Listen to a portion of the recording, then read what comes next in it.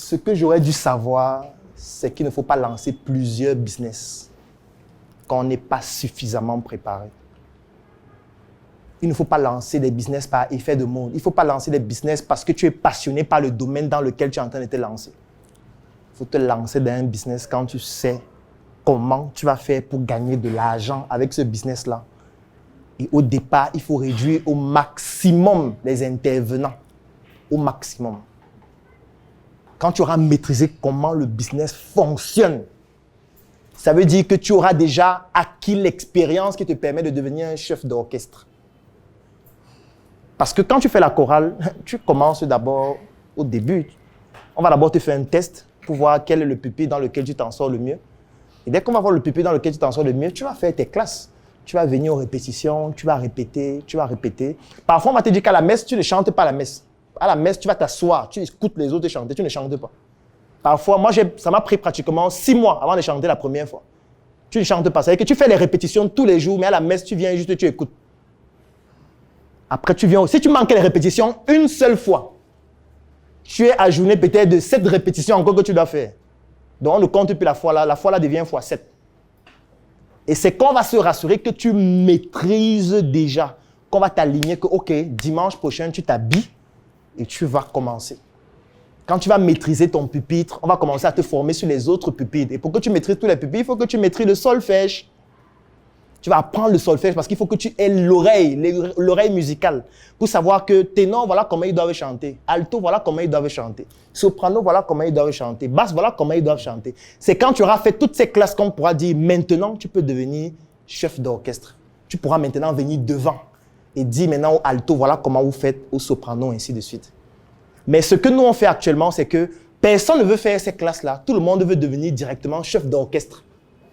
Donc, et ce qui a rendu ça facile, c'est Internet. Internet a rendu le fait de devenir chef d'orchestre plus simple. Ça veut dire que ce soir, tout le monde peut devenir chef d'orchestre. Il va juste sur Facebook, il crée sa page qui s'appelle Atango Cosmétique. Et sur sa page, il commence à dire, nous fabriquons les produits cosmétiques, nous accompagnons les entreprises à créer leur marque. Et puis, peut-être il fait de bons textes là, il sponsorise. Et on l'appelle et il est devenu chef d'orchestre. Alors, j'ai vu votre publication, là, elle est très intéressante. Je veux créer ma marque, là. Ça se passe comment? Comme il n'a pas fait ses classes, il voit un premier client, il est content. Il dit que non, vous nous donnez 150 000, on crée votre marque et puis on met sur le marché. On lui envoie le dépôt, 150 000 avec les frais. Il voit ça, il est content, il jubile, il prend même 5 000, il boit une bonne bière. Mon premier client, c'est magnifique. Quand il part pour acheter les intrants, on dit que ça a augmenté les 40%. Le packaging qu'il avait vu là, il part demander. On dit que non, c'est en rupture sur le marché depuis 6 mois. Maintenant, il faut commander. Et pour commander, il faut au moins 1000 exemplaires. Pour avoir 1000, c'est combien? On dit 820 000. Les étiquettes, non, il faut à partir de 500. Hein. Moi, là, on ne fait plus. Quand il finit de calculer, il voit que les 150 000, là, ça ne va même pas permettre d'acheter les intrants.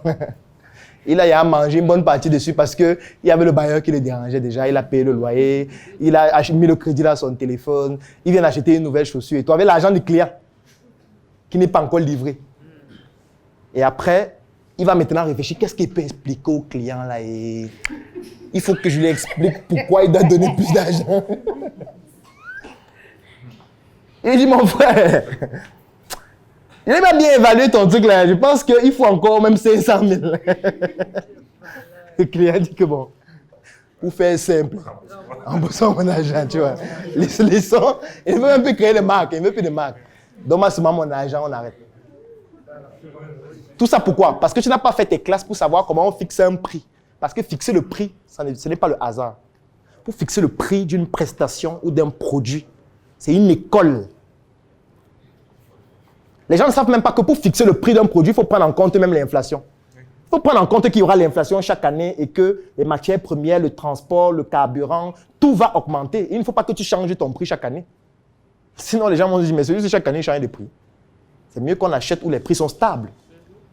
C'est pour ça que parfois, il faut augmenter énormément les marges sur le produit ou service que tu vends. Pour que même s'il y a l'inflation, parfois, tu acceptes de perdre tes marges pour que le prix ne change pas tout le temps. Sauf que parfois, tu veux montrer que non, tu as le meilleur prix sur le marché. Ce qui fait que le coût d'acquisition du produit, c'est peut-être 500. Toi, tu vends à 550. Mon frère, c'est le poteau. le poteau qui va se produire. Parce qu'il suffit juste que le prix d'une seule matière première augmente pour que tu sois déjà en train de vendre à perte. Le problème qu'on a, c'est qu'on ne veut pas apprendre. On veut devenir patron un peu trop vite. C'est pour ça que je disais au début qu'à certaines personnes, je vais leur dire, il faut tout arrêter. Il faut devenir d'abord salarié maintenant. Tu cherches un endroit où tu peux travailler. On te donne le travail à faire, tu fais. Tu deviens humble, vraiment. Tu arrêtes avec l'arrogance. Arrête d'être pédant.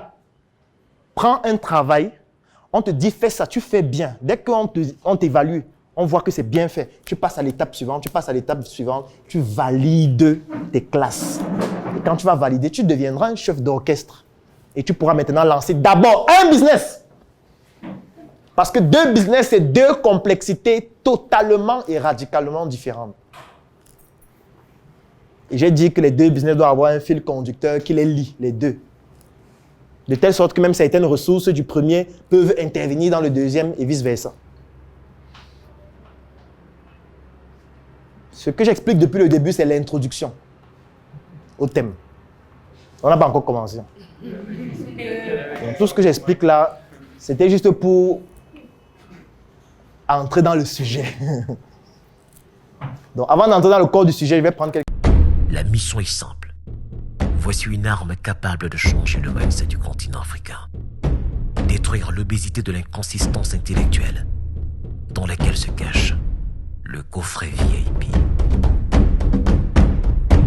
Il possède une arme contenant 200 heures de formation et 8 ans d'expérience entrepreneuriale. Recevez le pouvoir de devenir une meilleure version de vous-même. Armez-vous de cette clé pour une réussite entrepreneuriale.